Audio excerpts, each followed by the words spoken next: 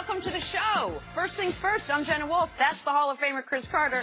That is Nick Wright. I did say I was going to bring a box of pens. I forgot, but 5 minutes ago, my lovely hairdresser, Freddie, said, I think you need this. She didn't do it, though. I didn't. Full disclosure, Nick. She didn't do it. Someone just gave it to her 10 minutes ago. Was it you? No. Well, then I lose the bet. Freddie, love, peace, and hair grease. When does this end, by the way? When do you guys stop just betting against my ability to remember things? We decided that if it ever gets to either one of us being plus or minus $1,000, it's over. Right now, I've won 3 times, he's won once, so I'm at plus 200 bucks. This is not going to go on anymore because now I've told everyone in here if a box of pens is going under the desk. I've said it 3 days today. Yeah, I've got 100 back. What does Cardi B say? I'm living my best life. Living your best life. There you go. See? Oh, here we go. You need a handshake. Cap it up. That's how we start. Good morning, everybody. Let's do it.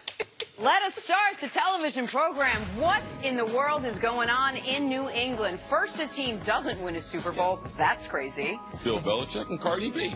Shout out to the Bees. Let's do this. And more Bees. Tom Brady battles time on Facebook, not Instagram. Now Gronk may be organizing his exit papers. There's a feud brewing in New England. According to the Boston Herald, part of the friction between the two might be Gronkowski's seen Brady's personal trainer, Alex Guerrero. Belichick, not a fan of Brady's doctor. He reportedly chastised Gronk in front of the team for being involved with the now famous TB12 method. All right, CC, motivation is key when we talk to you. You understand a little bit more than we do why things go the way they do, what the motivation is behind why a coach would do something like this in front of teammates. What do you think Bill Belichick was thinking? Well, first of all, coaches have styles. They have themes, and then they also have their personality. Belichick was groomed under one of the great motivators and manipulators of words and trying to tap into your talent and what motivates you, Bill Parcells. That's where he learned a lot of this. Sure. Bill Parcells was famous for, you'd be warming up before the game, and the person either had the same number as you on the opposing team or whoever you were going against. He would be able to enhance their resume, or to be like Lawrence Taylor, he used to always say, "Oh, you're the best number 56." Because the team over there, they're number 56, man. Their general manager, I talked to him before the game. So there have been coaches. Nick Saban does the same thing at Alabama. Greg Popovich, we've read in the Kawhi and some of the other things that have coming out about Pop's style, what he did to Tim Duncan and other star players. This is typical for Belichick. The only reason why this might be a little more intriguing because it talks about the Tom Brady and the Tom Brady 12 training method. But CC, did some of those other coaches do it as a form of motivation? Was this, in your opinion, do you think he did this to try to motivate Gronk? Because it seemed like it might have been for the opposite reason. Well, Belichick and coaches like that, yes, part of their job is motivation, but also part of it is to check the organization. It's also to let the other guys know no one else here is above being criticized. Tom Brady is criticized. I tell you guys all the time, Bill Belichick, when he starts, typically he starts the session after the game with the bad plays of the game. And he will start at the top with Tom Brady and mistakes that he's made. He's used this as a training tool in New England for a long time. So it's not surprising that he got on someone like Gronk. This is how he does things. Nick Saban does things the very similar way. Greg Popovich, we've read about him doing things the same way. So I'm not surprised at all. This is how Bill does things, and he's been very successful at it. Now, we can't act as if Bill didn't have a problem with Guerrero being at the training facility. Right. Because they granted him clearance, and then eventually they revoked that clearance. So I'm not surprised at all. If he had a problem with the trainer, that he would send a message through either Tom or through Gronk to the rest of the guys. If he didn't want the guys training with him, if he thought there was a conflict as far as messaging between the training staff and what Guerrero was doing, yes, he was trying to clear that up. And the best way to do it is to be able to use strong words against one of your star players in front of his peers. Listen, the examples you're using about other coaches trying to motivate guys, and Belichick has a lot of that in him as well, I almost put that in a slightly different category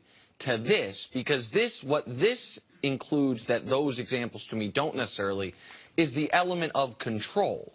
And I think what we saw last year was, for the first time since really the Patriots won that Super Bowl in 2001, Bill Belichick lost at least a small piece of his control. And for a guy that I don't think he would look at this as an insult, a guy that is all but a self-proclaimed control freak, a guy that Coach Mangini, who's going to be with us later, has talked about, he sits in on, Coach Belichick does, the interviews of the lowest level assistants that he wants to, year before last, when the defense was struggling, what were we told happened?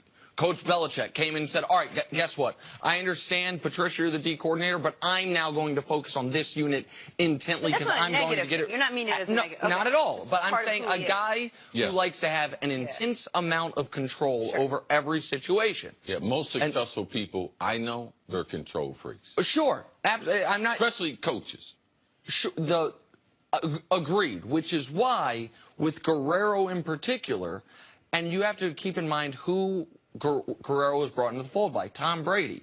Tom Brady, who last year, it would appear, for the first time in Belichick's tenure there, has almost superseded Belichick in the control hierarchy. To me, this is an example of a guy wrestling some of that control back. He can't tell Tom Brady not to train with Alex Guerrero. But guess what? Who's the next biggest name in that locker room that he can still, for the other 51 guys in the locker room, remind them who is ultimately in control? Maybe this guy gets to do his own thing, but you guys can't. Even Rob Gronkowski can't.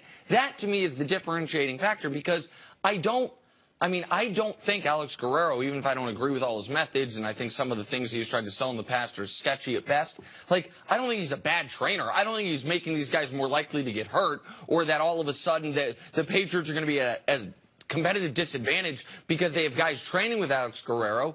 I don't know if he's better or worse than the training staff. Probably about equal. To me, it's about we're running things my way here and reminding the team of that. Well, a couple of the players that have trained with Guerrero have not stayed nearly as healthy as Tom Brady have. They have had injuries, including Rob Gronkowski. But do you think that the issue is with Guerrero, or the issue then is with Brady? What issue would Belichick have with a trainer who wants to come in and help the players, unless it was what Nick said, just a way of sort of securing control over the situation? I think the problem has to be with the training and the communication between the training staff, what they're currently doing, how players would be treated, and ultimately, at the end of the day, who has the final say? Right. You know, is it the team doctor, or is it this trainer who's Tom Brady's trainer? Now, the team, I mean, do they set themselves up to be liable if they allow the players to go to someone who's not certified by the NFL? So you get into a lot of different things as far as conducting business.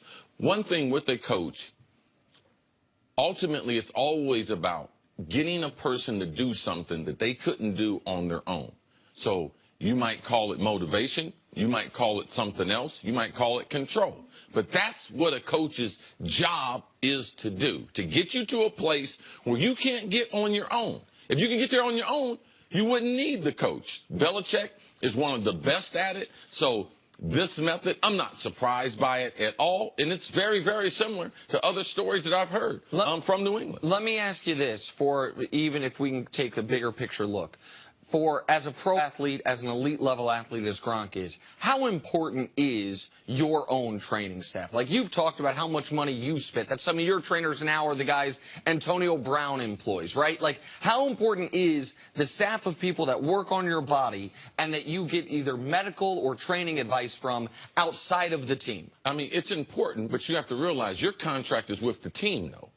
So what you're doing is the time you're not with the team, you either have discovered a training method that has been successful with you, and you're trying to keep that going. So if we're in season 7 months, those other 5 months, I'm trying to be responsible for my body. They're more important in the off season than they are during the season. Now, during the season, you're just having maintenance to try to keep the body fresh so you don't get hurt. So Guerrero and Tom, they have a great program that they use during the season. Antonio Brown, the people that I use, they have a great training measurement that they use outside of the Pittsburgh Steelers or the organizations that they are a part of. That's something that we understand. They're not employees of the team. So they have to be separate. Right. You have to employ them on your own. And that never, for you in your career, that never got sideways with the team. It didn't get sideways like New England, but you're going to have problems because you have difference in philosophy. But you didn't bring them into the facility to train right there in the locker room. Yeah, I tried to, but Denny Green let me know where it stops. And typically being employed by the team and the overall liability that the team is exposing itself, that's the game changer. Right. Like, we don't mind you getting treated by this guy. Yeah. But when we can be liable for him treating you and other players, that's right there where we have to draw the line.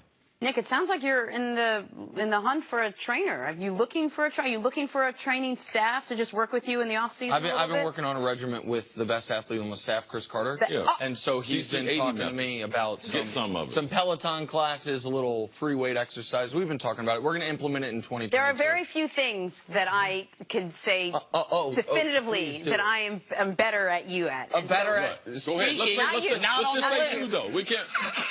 We're not going to say it, but mention two of them. Nick, why don't you tell everybody what you told me yesterday, that you are the... Coming up, is a LeBron Heat reunion possible? That's next on First Things First. I don't know if I like the Hall of Fame athlete.